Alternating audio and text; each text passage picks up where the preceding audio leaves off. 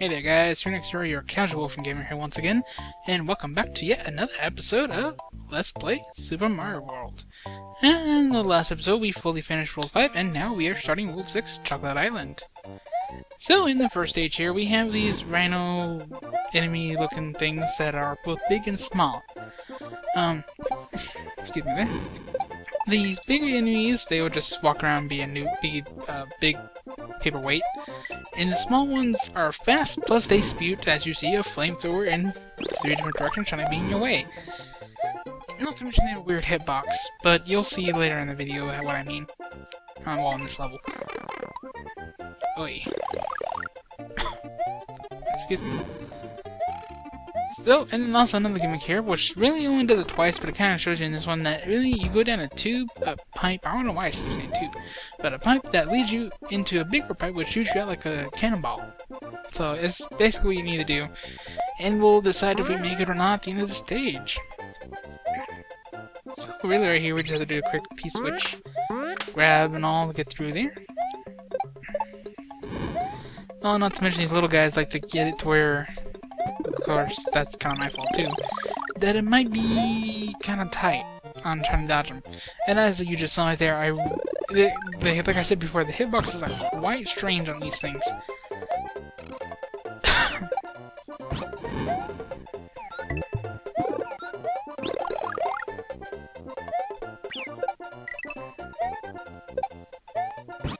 So basically, we're near the end of the stage here, and this is the real dangerous one. You need to jump on that Koopa, but since we missed, I had to sadly ditch Yoshi and use him as a way to jump up higher. So sorry, Yoshi, but we'll get him later.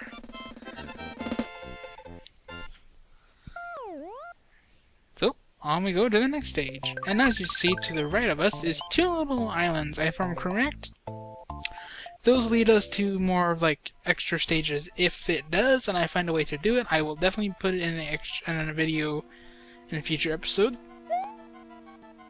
And speaking about that, probably some of those of you that have been watching this series throughout have been wondering what I'm going to do after I do the main run, which is like through World 7 of this Let's Play. What I'm going to do next? Well, I have some ideas, but I'll announce those more at the end of this when we get to the final area. And now moving on, we get in this castle. Nice castle. Come on, Serena, get right.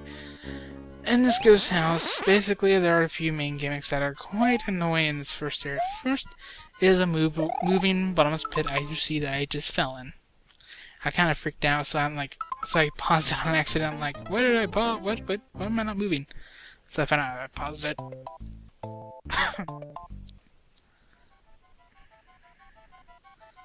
That was blasted cough, I swear. But anyway, another main gimmick is I'm going to just call them ghosts, because really I don't know what they're really called. But these ghosts that kind of go in a pattern, and like that right there, they make you have to always alter how you're going to do jumps, which can get quite annoying. But not as annoying as the thing now above us, because the fact is that this is like a ghost Luma, or whatever they're really called. The ones that fly around in the clouds and throw down the spike enemies on you, or torture, or what the heck. Basically, what he is going to do is just fly around of you and trying to make you excuse me, and try to make you jump into that little wisp fire, which is a pain in the rear. Plus, along with all the close jumps and all that stuff you gotta do, which is even more of a pain. But we get through it, and thus we get to this area, which isn't as bad, but yeah, it's still gonna be annoying, because you can now have these ghosts, these boos, that turn into blocks, which you need them, as well as boos that have like a shadow effect with them, and if you hit any part of that, it's going to, well, it's gonna hurt you. And they like to be in your way, so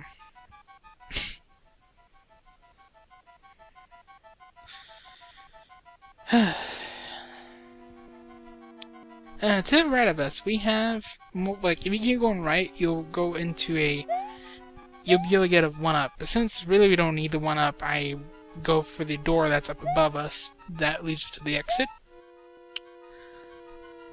But you have to position these boos in the right way so you can get up there, which they don't want to cooperate. But we eventually get up there, so kind of close with that shadow ghost. I don't know what to really call it. And we're through.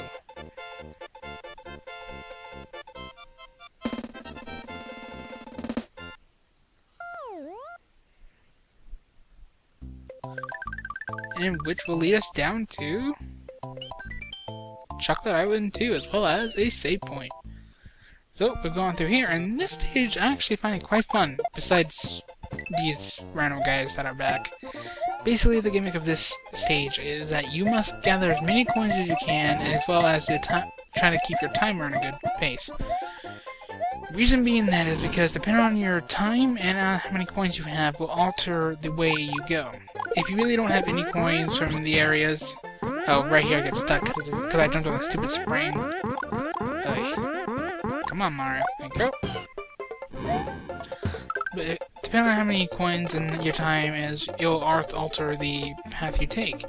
If you don't get any, and you really don't care about the timer, it will lead us to this really... It's not really hard, but this is more hard right here, but it will lead us to a kind of jaggedy hill area, which will lead us to a keyhole, which will be shown in a future episode later on.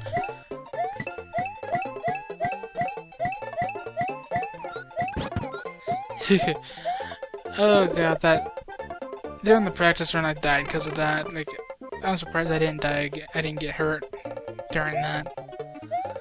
And also right here, it's kind of a break area. If you lost your power-ups or such, basically can get you power-ups and get your extra power-up again. But since we have both the cape and fire flower, we don't really need it, so we're just gonna try to avoid them all. And comes the next annoying part.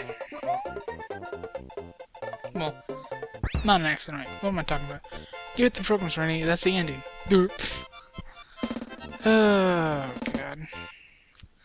But with that, that's the last stage we're going to do in this episode. So, with that, thank you for watching. I hope you enjoyed the series so far. Much fun playing it. And if you make sure to follow me on Twitter or such. So until then, I'm Sir Zero. See you next time. See ya.